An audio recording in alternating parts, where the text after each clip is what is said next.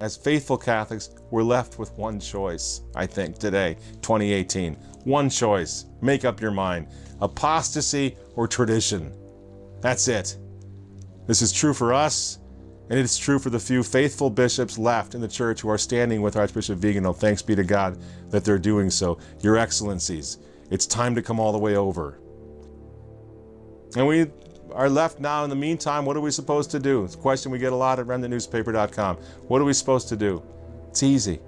It's not easy to do, but it's easy to make up your decision what you're going to do.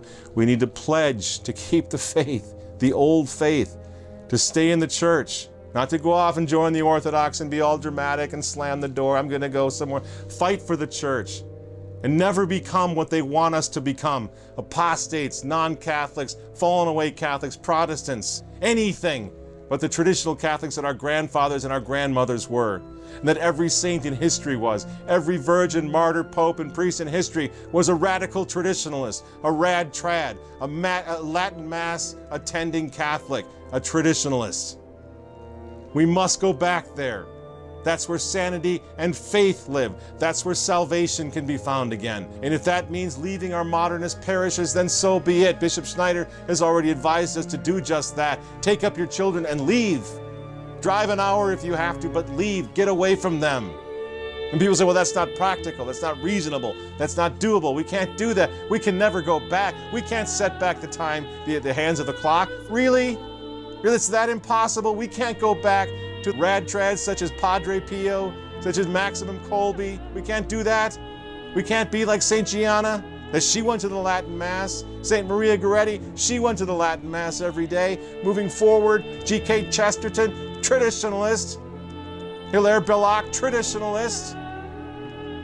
All the Cristeros down through modern times, they were traditionalists. We can't go back to the way it was before all hell broke loose in our church when I was a kid. Wasn't that long ago? I'm getting old, but it wasn't that long ago. Pius X warned the world that these days were coming. And he told the followers of Christ exactly what they were supposed to do in order to survive these days. You remember, instaurare omnia in Christo, restore all things in Christ. And that means the old Latin Mass, meatless Fridays, wear your scapulars again, put holy water fonts in your living room at your front door, invite your priest to come out for the house blessings again, the consecrations to the Immaculate Heart of Mary, to the Sacred Heart of Jesus, the pilgrimages, the first Fridays, the first Saturdays, the family rosary, all of it. We're at war, and this is a spiritual war, and those are the shield and sword that we must have, that Mother Church has given to us for 1,000 years. We need to seize hold of them again, use them. All those things that frustrate the advance of evil in the modern world and have done so for millennium.